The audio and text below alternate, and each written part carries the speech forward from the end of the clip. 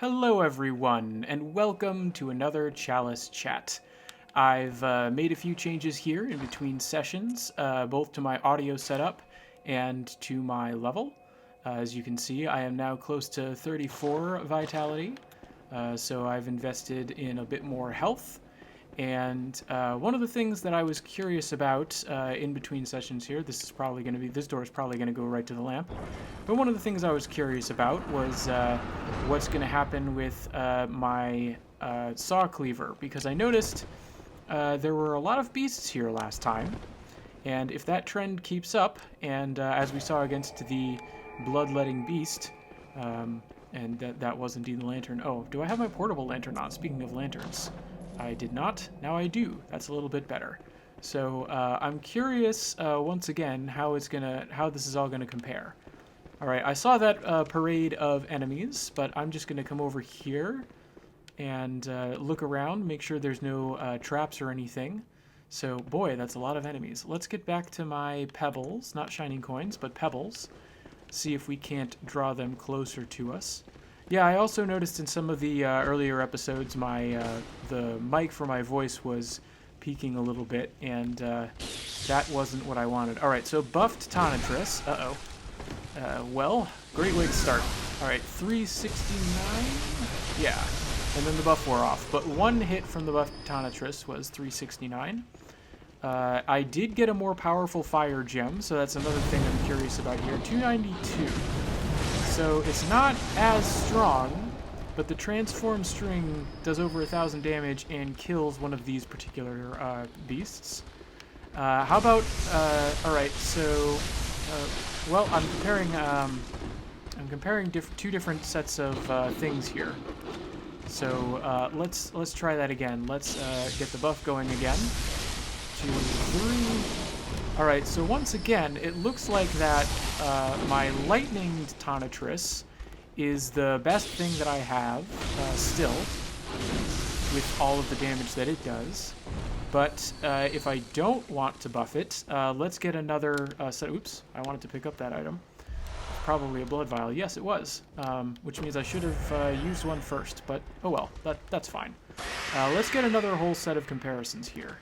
On a non-screeching enemy, I've got, ouch, I've got 263. I'm glad that particular claw attack went to the middle of nowhere.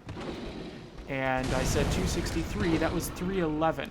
So the saw cleaver, despite being a lower level, is doing more damage to these these beasts here, for sure. So I think if I really need the damage, I can pull out my Tonitrus and buff it. And if I don't need the damage, I think the standard weapon I'm going to use is going to be this saw cleaver, because as we've established, between the fire and the serrated, it is a quite formidable weapon against these beasts. So this will be my standard weapon here. And maybe I will need some damage in the future, in which case I will switch to my Tonitrus and know to buff it. But otherwise, we can save some durability on that weapon, which doesn't have a whole lot of it, so that'll be good. I think I started to talk about how I was playing around with my sound settings a little bit. I don't know if I finished that point or not. I've honestly been a little distracted. But the gist of it is I noticed, especially I think during the boss fight against the bloodletting beast, that my audio was getting a little, I think I did say elements, but whatever. My audio was getting a little bit out of control, was distorting a little bit, so I've hopefully made some good alterations that don't involve everything sounding out of whack, but do involve less peaking of the microphone and a little bit better experience for the watchers. All right, so I see that guillotine. Haha, haha! Look at this dastardly trap. Could have gotten me. I even just because I see it doesn't necessarily mean I do have my gun out. Okay, doesn't necessarily mean I'm not going to fall for it. This beast did not do what I thought it was going to do. All right, jump past me, and nope, that's okay. I'm just gonna take you out regular. Yeah, the saw cleaver, that, I think one of these other werewolf enemies dropped something just like this, high-level fire gem, and, ooh, that could have been a trap right there, but no more. And as a result, I put that on my saw cleaver, and increased the damage boost I was getting to my fire from what I had when I was doing the comparison on the bloodletting beast. And there's absolutely no way that that wall is illusory just based on its direction. But I rolled against it anyway because, hey, that's... I gotta do it. I've got to check. Gotta check. And, yep, here we go. Roll against these walls. I see that tiny treasure chest. I also see this rooted wall, but we'll roll against it anyway. This room is quite large, and I'm starting to get turned around. That was a... Whoa, hello. See? It could have been a trap. That thing that I ran into could well have been a trap. I'm noticing a lot of traps in this Ailing Loran. Oh, speaking of Ailing Loran, that's another... Yeah, this guillotine trap is where I came in. All right, guillotine door on the way in. Directly across the way we have a tiny treasure chest, which this part of the room is pretty quiet. So I'm just going to open it up. What have we got here? Ooh, Ritual Blood 5. Is that... I don't know. I got 2 of them just now. That might be the first I've gotten of them. Yeah, look at that. My first Ritual Blood 5. Amazing. That's some potent Ritual Blood. Okay.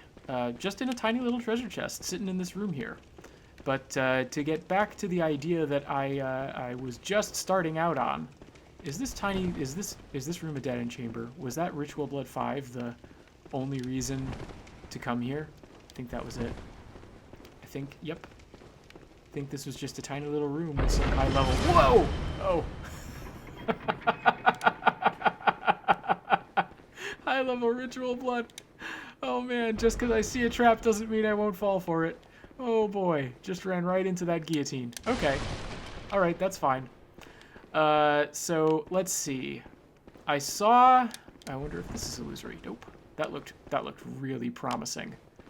Anyway, to get back to my point about Ailing Loran, I've said it, I've started to try and make it a few times here, but the fact that this room is so empty gives me some hope. I think I've already checked these walls. So the one way that seems left to go is up this ladder. So that's where I'm going to go.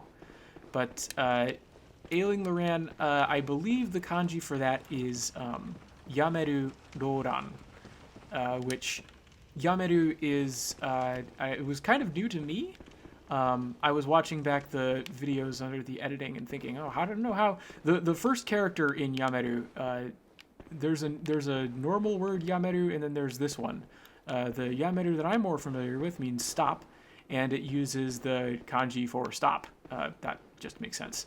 But the Yameru that was showing up in this case, I actually didn't know how the word was read because it was the kanji for sickness and then followed by meru, and I was like, I don't know, itameru? Is that how you read that? Because normally, like I'd expect it to be read like tai, but I don't actually know if that's a reading for byoki because it's byoki no byo.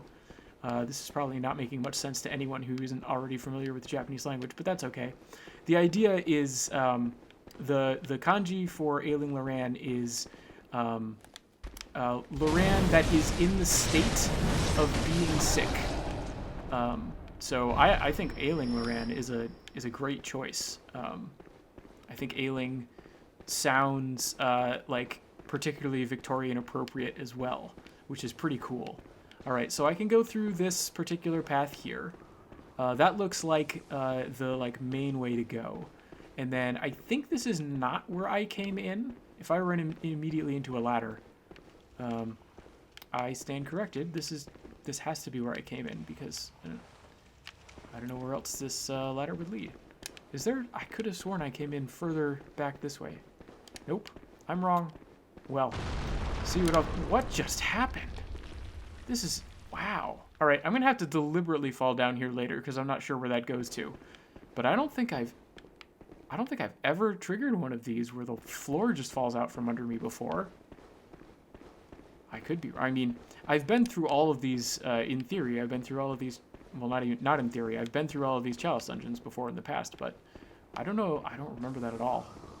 All right, so this is one of these rooms. This is probably where the switch is down here.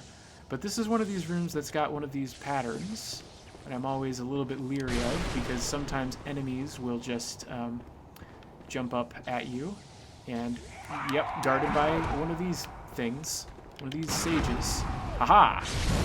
And this one doesn't look like it's quite as, well, first of all, susceptible to the same stuff that the other enemies are. So I'm going to switch back to my Tonitrus. Hey, buddy.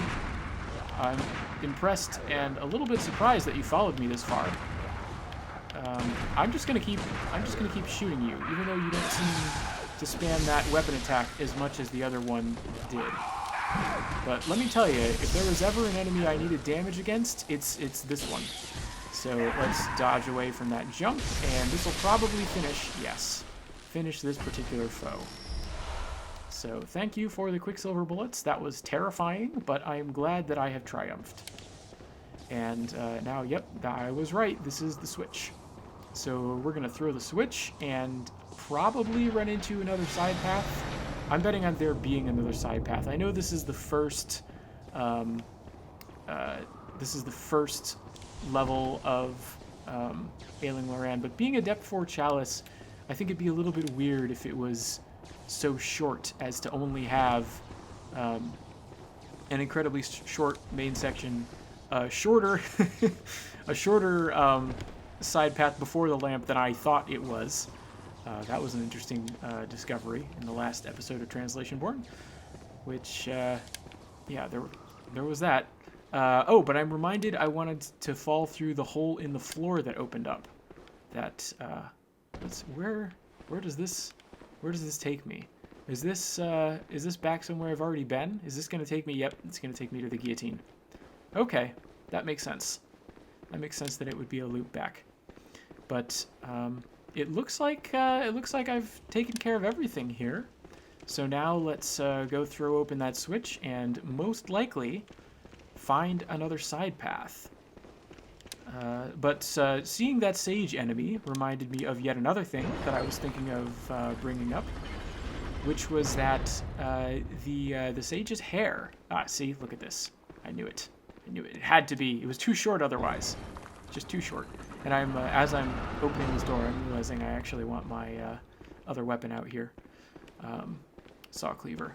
Okay, and I don't think any of these little tiny alcoves are like generally illusory walls, but I do have distinct memories of beasts jumping out of them, so it pays to check. And then also, of course, we've seen a few cases in which those have been trapped, and particularly with the prevalence of traps in this Chalice dungeon so far, that's something that I'm on the lookout for. But I was really interested to see that the translation for Zugai was hair as opposed to skull, because as far as I know, Zugai is pretty straightforwardly skull. I wonder if this is another kind of artifact of the changes that got made to the game that may or may not have been updated in the translation, where oh, this is just an empty alcove. It looks really suspicious. I see you. I see you in the door. Why don't you come over here and get incinerated? Thank you. And I'll check in here. Yes, you seem good. But I think a lot of the like enemies, a lot of the items to do with the Chalice dungeons have at least one or two different versions that are around, and so possibly the sage's hair was made more sense. Oops! I didn't want to transform from nothing. I wanted to transform as an attack. All right. Well, okay. I hear something. It sounds like, yes, it sounds like one of these things, which I desperately want to slay for more powerful gems like that, which looks like another, interesting. I can't tell what attribute it powers up. It'd be nice to get some bolt ones to put on my Tonitrus, at least in theory. I don't know. there are alternate versions of these weapons that I'm also thinking of picking up at some point, because the weapon variants have different shapes, and if I ever do that blood gem special I keep thinking of, I'm going to want to highlight that fact and perhaps show it off in some way, shape, form, or fashion. And now I'm worried about goo, as always, in these dark corridors here. And I'm also worried about traps, and I'm also worried about enemies. I got a lot to worry about here. But it looks like this particular corridor is totally fine, totally safe. And, oh, we're on one of these multi-level things. Interesting. Yeah, of course there's nothing there. That's back where I came from. And I took a little bit of a risk there. I didn't think there was anyone inside, but there could have been. You never know. Sometimes there's items and stuff in here, but there was not. I'm hearing skittering. Is that a rat, or is that a... I might have just missed out on a gem. Oh well. That's fine. Can't grab them all. But another thing that just thinking about the relics has me thinking of is the way that like all the body part relics in Bloodborne. I talked before in one of the episodes about how I wasn't sure exactly how much Christian influence was in these games. Oh, it's goo. All right, let's switch back to my Tonitrus for the goo, because I know for a fact that that does good damage against this stuff. There we go. I was right to be worried about goo. Haha, take that. Yeah, I think one of the interesting things about the potential Christian I was just going to say relevance, but I meant influence. I think one of the potentially interesting things about that is the relics, which, you know, historically relics are body parts. They are the body parts of saints, kind of like these body parts of sages that we've been finding. So I think that's just an interesting touch that might merit looking into a little bit more in terms of straight research. And I'm guessing that it's so neat that you can see the sky in this like canyon here. But I'm guessing that we'll be going back across this upper bridge at some point, if we don't fall down. I do know that some of these passageways have. I can't remember if these guys are weak to fire or not.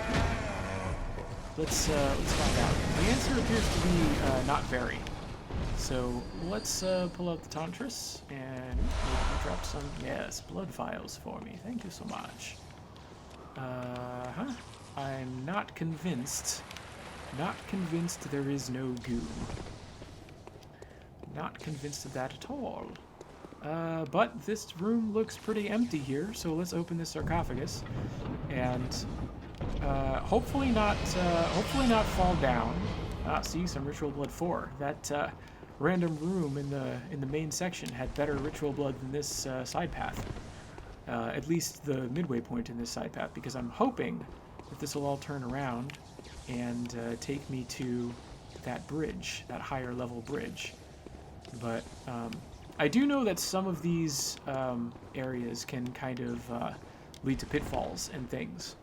I'm just not used to the floor like literally crumbling and falling underneath my feet. That was crazy. Nope, this is where I came in. Can I not? I'm used to being able to get up to there somehow. Let's just do one more quick little... Is this illusory? No. Okay. Well, alright. Well, this does not seem to have worked out the way I thought it might. So let's go back across the chasm. Which, look at this. This is so neat. You can see other bridges down here.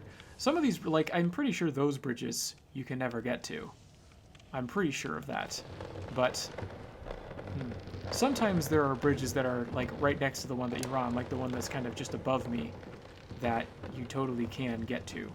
But maybe this was the end of this particular side path, and we're kind of done here. I don't know. I guess, oh, well, hold on. Hold on. This is right above, right? So maybe this leads back out to a bridge. This is a hallway. Aha! Aha! Look at this. Yes. Yes. I almost gave up too soon. But no. My spatial reasoning may not be great, but it it did alert me to the fact that there was this upper path. See, these bridges here that are like basically right next to each other, one a little bit higher than the other, this is the kind of thing where you can expect to go from one to the other. Sometimes you come out on the higher one, sometimes you come out on the lower one. I realized as I was picking that item up that it was placed very well for an enemy to just jump out and shove me off the edge, but fortunately that didn't happen. Alright, I'm looking out for a guillotine, just because we've run into one of those before, and I'm hoping that I don't have to deal with that particular problem. I see an enemy through the haze up ahead. I'm on the lookout for traps. And come get me. Well, that wasn't what I wanted to happen, but it worked out. Now you're dead. And I'm not. Haha. No items for me from you.